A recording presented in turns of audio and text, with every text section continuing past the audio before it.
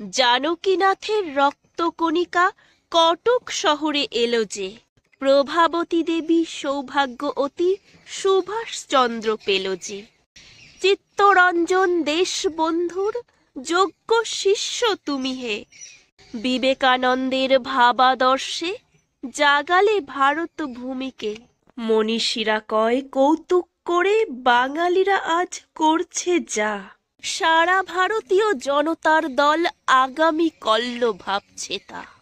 এই বিশ্বাস প্রভাসিত হলো চেতনে তোমার নেতাজি। যুদ্ধ ব্যতীত মুক্তি মেলে না, সত্য কথা এই তো আজই।